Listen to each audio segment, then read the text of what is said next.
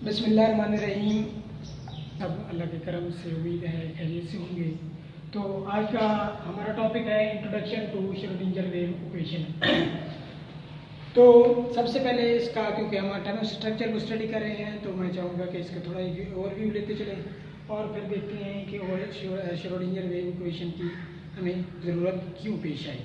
तो देखें, सबसे पहले Max Planck and Albert Einstein ने क्या कहा थे, एनर्जी इज क्वांटाइज्ड है and light show dual nature, wave as well as particle nature.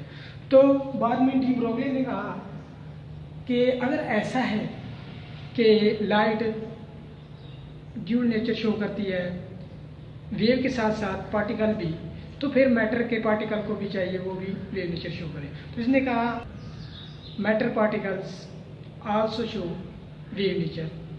तो अब क्योंकि इलेक्ट्रॉन अगर वेव नेचर शो करता है, there are two type of wave होती हैं, standing wave and travelling wave हो गई।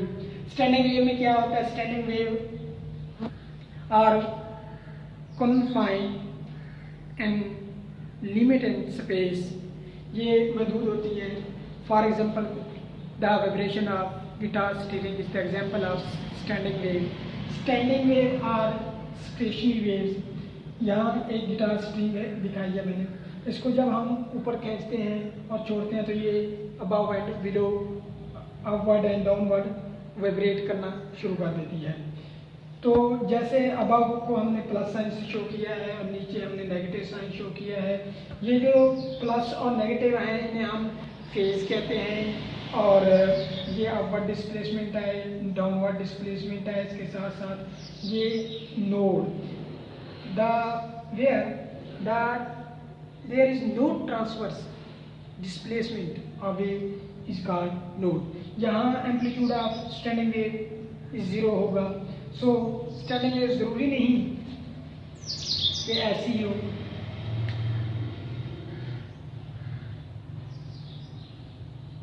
ये बिटवीन टू एंड्स के दरमियान हो सकता है, ये स्टैंडिंग वेव है। तो ये क्या है, यहाँ ये node at the end amplitude 0 है, तो इसको हमने क्या नोड का नाम दिया है। Node where the amplitude of wave is 0 is called node. या देर यहाँ पे उसका कोई डिस्प्लेसमेंट उसने कवर नहीं किया, वो क्या है, हमारा नोड है। इसी तरह ट्रैवलिंग वेव और प्रोग्रेसिव वेव, प्रोग्रेसिव वेव भी कहते हैं travelling wave. They move through in space, ये स्पेस में मूव थ्रू करते हैं। Light wave and water wave is the example of travelling wave. उसके बाद अगर हम बात करें तो बोर एटॉमिक मॉडल क्या था, इन्होंने कहा था कि electron revolve around the nucleus in a circular orbit। तो उसके बाद क्योंकि अब वेव नेचर आ गई, तो शास्त्रज्ञों ने इसका मॉडल कुछ इस तरह किया, सेंटर में न्यूक्लियस और इसके इर्द वही बोर के ऑर्बिट बनाए गए हैं और उससे ऊपर वेव के साथ शो किया गया, इलेक्ट्रॉन की वेव को शो किया गया। तो अब ये देखना है कि इलेक्ट्रॉन की वेव कौन सी होती है, स्टैंडिंग वेव और या प्रोग्रेसिव वेव। इलेक्ट्रॉन की वेव स्टैंडिंग वेव होती है, बट एक बात याद रखें, अनलाइक द गिटार स्टीरिंग, लेकिन ये गिटार स्टीरिंग के से मुख्तलिफ होती है। क्यों मुख्तलिफ होती है, क्योंकि it is an 3 dimensional motion. Electron की क्या होती है, 3 डिमेंशनल होती है। So the wave of electron is like circular standing wave. तो इलेक्ट्रॉन की वेव्स होगी स्टैंडिंग, सर्कुलर स्टैंडिंग वेव। उसके बाद हम देखें, बाद में इसे कहा गया कि जब हाइड्रोजन के स्ट्रक्चर को स्टडी किया गया तो इसको इलेक्ट्रॉनिक क्लाउड का नाम दिया। सेंटर में न्यूक्लियस एंड उसके इर्द इलेक्ट्रॉनिक क्लाउड का कंसेप्ट आया कि ये एक इलेक्ट्रॉनिक क्लाउड होता है जो उसके इर्द गिर्द जहाँ प्रोबेबिलिटी ऑफ फाइंडिंग इलेक्ट्रॉन हम मालूम कर सकते हैं कि वहाँ मैक्सिमम है या मिनिमम है, कि चांसेस वहाँ किसी भी पोजीशन पे इलेक्ट्रॉन के चांसेस कितने हैं। तो जहाँ पे गहरा क्लाउड होगा वहाँ ज़्यादा से ज़्यादा प्रोबेबिलिटी होगी, probability of finding the electron is maximum होगी। जहाँ पे कम क्लाउड है, इलेक्ट्रॉनिक क्लाउड कम है, वहाँ क्या होगी, probability of finding the electron is minimum. अब ये जो स्पेस थी, ये जगह थी, इसको उन्होंने नोड का नाम दिया, जहाँ पे कोई चांसेस नहीं है किसके, इलेक्ट्रॉन के होने के कोई चांसेस नहीं है। अब चलते हैं क्यूएस की वेव के बाद अब देखते हैं कि श्रोडिंगर वेव इक्वेशन हमें ज़रूरत क्यों पेश पड़ी, जिससे नाम से शो रही है श्रोडिंगर वेव इक्वेशन कि ये कोई वेव की इक्वेशन है। तो हमने देखा अगर क्लासिकल मैकेनिक्स में हम देखें तो सेकंड लॉ बहुत ही फेमस एक इक्वेशन है, एफ बराबर एम है, second law of motion. F बराबर एम है। फॉर एग्जांपल मेरे पास एक फुटबॉल है, फुटबॉल 2 न्यूटन फोर्स से मैंने किक लगाई और इसका वेट मैं कहता हूँ हाफ kg है इसका, ठीक है। तो इसका मैं इसका एक्सेलरेशन मूव कर सकता हूँ? जी हाँ, मैं इसका एक्सेलरेशन भी मूव कर सकता हूँ। किस मेरे पास एम भी है, एफ भी है, ये एफ हो गया, एम हो गया, तो मैं इसका एक्सेलरेशन फाइंड आउट कर सकता हूँ। Change in velocity with respect to time के जरिए भी मूव कर सकता हूँ।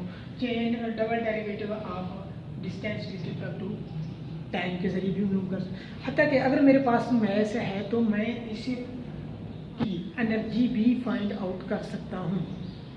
उसके बाद देखें, जब इसी इक्वेशन को क्वांटम मैकेनिक्स पे, वेव मैकेनिक्स पे, सब एटॉमिक पार्टिकल पे अप्लाई किया गया तो ये टोटली नाकाम हो गया, तो ये उस पर अप्लाई नहीं हुई, ये नॉट वैलिड, उसमें बिल्कुल फेल हो गई, नाकाम हो गई। तो फिर अब हमें कोई ऐसी इक्वेशन की ज़रूरत थी जो क्वांटम मैकेनिक्स को डिस्क्राइब करे, एक्सप्लेन करे। तो एरवन श्रोडिंगर ने 1926 में इस मसले का हल हमें निकाल के दिया। उन्होंने ये इक्वेशन इसकी इक्विवेलेंस में दी, जो क्या है श्रोडिंगर वेव इक्वेशन का नाम दिया गया जिसे। अब इसने कहा कि अगर इलेक्ट्रॉन वेव नेचर है तो फिर इसकी भी कोई ना कोई इक्वेशन ऑफ मोशन होनी चाहिए दूसरी वेव की तरह। तो उन्होंने हमें ये दी जिसमें partially curly square psi over curly x square है, curly square is the second derivative. उसके बाद देखें तो ये x square y square with respect to x square है, वाई स्केयर जेड स्केयर है, और आगे क्या है, ये हमारे पास टोटल एनर्जी दी हुई है, फिर भी हमारे पास पोटेंशियल एनर्जी है, ये एक वेव फंक्शन दिया हुआ है। इससे हम किसी इलेक्ट्रॉन की प्रोबेबिलिटी मालूम कर सकते हैं कि किस पोजीशन पे इलेक्ट्रॉन की चांसेस कितने होंगे फाइंड आउट करने किसी भी पोजीशन पे। तो ये क्योंकि मोशन 3 डायमेंशन में होती है तो इसलिए x axis y axis z axis तीनों पे। उसके बाद देखें तो हम थोड़ा सा इंट्रोडक्शन इसका चेक कर लेते हैं कि ये क्या वेव फंक्शन ये वेव फंक्शन इसका एम्पलीट्यूड फंक्शन भी कहते हैं। ये एम्पलीट्यूड या मैक्सिमम कहाँ ये वेव है, मैक्सिमम चांसेस यहाँ हो सकते हैं, यहाँ हो सकते हैं, यहाँ पर नेगेटिव चांस, यहाँ positive chance, negative chance, positive negative positive. तो नेगेटिव चांसेस कोई इतनी फिजिकली सिग्निफिकेंस नहीं है। तो बाद में क्या किया मैक्स बॉर्न ने 1927 में, इन्होंने इसका स्क्वायर लिया और इसे कहा कि ये हमें बताता है इलेक्ट्रॉन की प्रोबेबिलिटी डेंसिटी है। तो साई स्क्वायर साइड पोजीशन है, किसी भी पोजीशन पे हम साई स्क्वायर के ज़रिए ये पता लगा सकते हैं कि उसमें पोजीशन पे इलेक्ट्रॉन के कितनी प्रोबेबिलिटी है, चांसेस कितने हैं उस पोजीशन पे फाइंडिंग द इलेक्ट्रॉन पे। तो नेक्स्ट इंशाल्लाह हम वीडियो में ये थी हमारा इंट्रोडक्शन कि हमें क्यों ज़रूरत पेश आई। तो नेक्स्ट वीडियो में इंशाल्लाह हम इसकी डेरिवेशन करेंगे, complete derivation of Schrodinger wave equation. Thank you.